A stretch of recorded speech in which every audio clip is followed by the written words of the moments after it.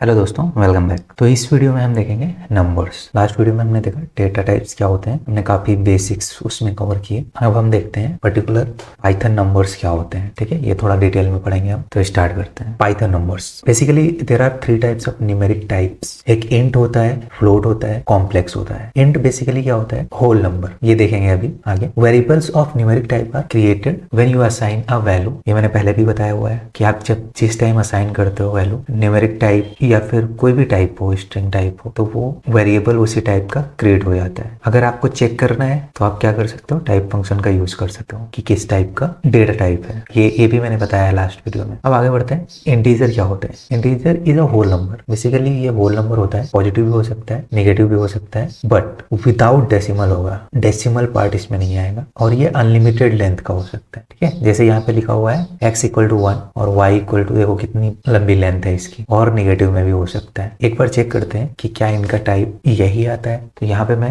एक फाइल बना लेता हूँ नंबर्स नाम से। इसमें मैंने लिखा x equal to 1, y equal to एक अनलिमिटेड लेंथ दे देता हूँ, बहुत लंबा लेंथ दे देता हूँ। z इक्वल टू एक न्यूमेरिक वैल्यू निगेटिव में ले लेते हैं, मान लो 67 लिखिए। ओके, इसको हम नंबर्स नहीं दे सकते नेम। यहाँ पे ये कुछ बता रहा है is over riding the std lib module. Okay, तो ये रिजर्व्ड नेम है, तो इसको मैं यहाँ पे फाइल नेम नंबर्स नहीं दे सकता। मैं इसको चेंज कर देता हूँ, पाइथन नंबर्स बोल देता हूँ। ठीक है, अभी देखो ठीक हो गया। तो अगर मैं अब प्रिंट करना चाहूँ, इन तीनों का डेटा टाइप प्रिंट करना चाहूँ, मान लो मैं ऐसे लिख सकता हूँ प्रिंट टाइप एक्स। ठीक है, और इसको हिट करूँगा तो देखो ये इंटीजर दिखा रहा है यहाँ पे। इसी टाइप से मैं इसी में कॉमा दे के भी प्रिंट कर सकता हूँ। इसको मैं y बोल देता हूँ और इसको z बोल देता हूँ।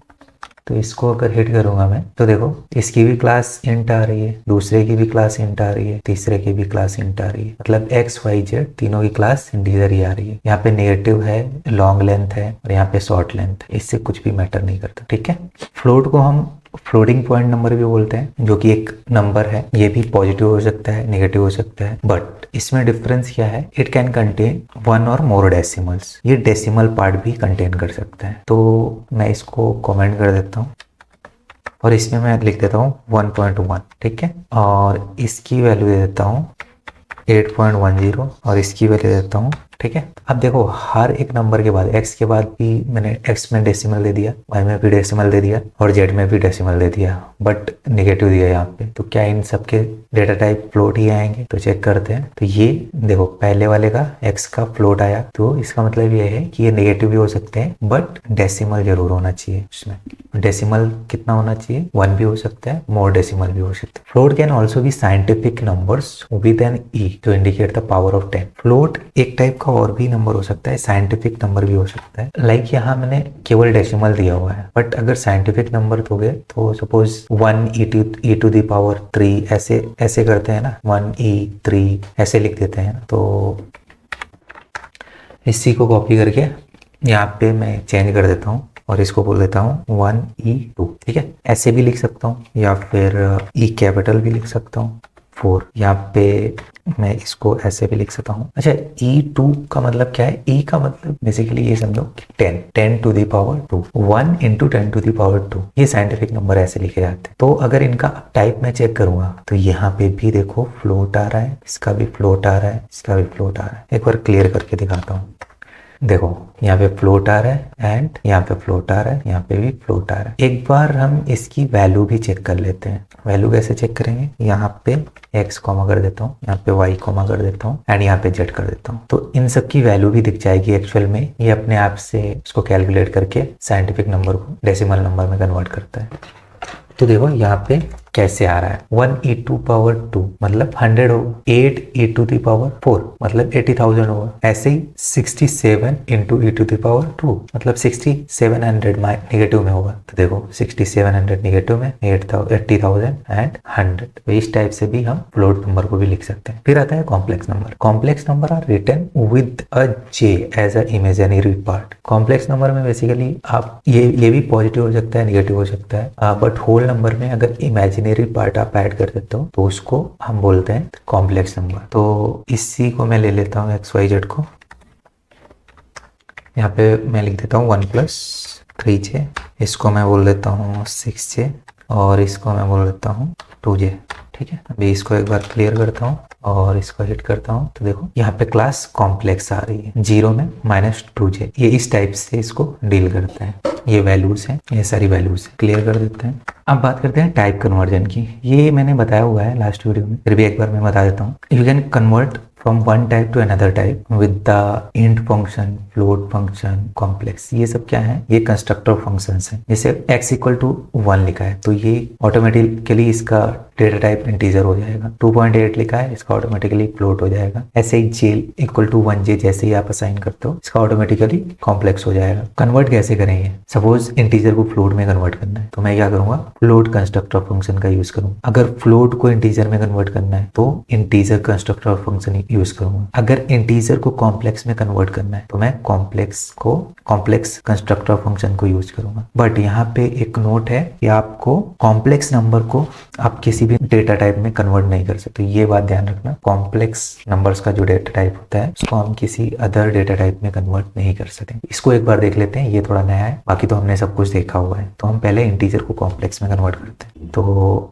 ये कमेंट किया, ये मैंने इंटीजर यहाँ पे लिखा हुआ है, x की वैल्यू 1 है। चलो x को हम कन्वर्ट करते हैं। ठीक है, अभी के लिए इसको कमेंट किया, केवल हमको x की वैल्यू चाहिए और x का डेटा टाइप चाहिए। तो हमने क्या किया, x को कंस्ट्रक्टर फंक्शन दिया कॉम्प्लेक्स और इसमें लिखा है x।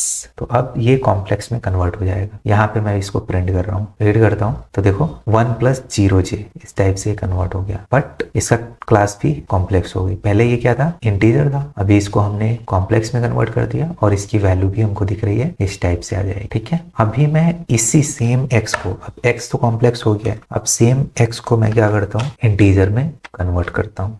तब देखते हैं क्या होता है। तो ये इंटीजर में कन्वर्ट कर दिया, इसको हिट करते हैं तो देखो ये बोल रहा है मस्ट बी स्ट्रिंग। इंटीजर में आर्ग्यूमेंट जो होना चाहिए वो स्ट्रिंग ही होना चाहिए, कॉम्प्लेक्स नंबर नहीं हो सकता है। अब बात करते हैं रैंडम नंबर। रैंडम नंबर क्या होते हैं? रैंडम नंबर बेसिकली लाइक आप चाहते हो कि 1 से 10 के बीच में सारे कोई भी रैंडम नंबर आ जाए। तो इस पाइथन में रैंडम नाम का कोई फंक्शन नहीं होता ऐसा, जैसे यहाँ पे लिखा हुआ है Python does not have random function to make a random number. इसमें एक मॉड्यूल होता है, बिल्ट इन मॉड्यूल होता है रैंडम, इसका हम यूज करते हैं और हम रैंडम नंबर निकाल सकते हैं। तो बहुत सारे मेथड होते हैं, पहले तो रैंडम मॉड्यूल इंपोर्ट करना पड़ेगा और उसके बाद हम फंक्शंस यूज कर सकते हैं। बहुत सारे मेथड्स होते हैं इसमें, इस मॉड्यूल के, तो उनको हम यूज कर सकते हैं, लेकिन वो आप देख लेना, बहुत सारे होते हैं। कुछ मेथड्स हैं जैसे random.random, random.shuffle, random.choice, ये मैं एक्सप्लेन कर देता हूँ, बाकी आप देख लेना, बहुत सारे होते हैं। ठीक है, तो इसमें देखते हैं रैंडम मॉड्यूल।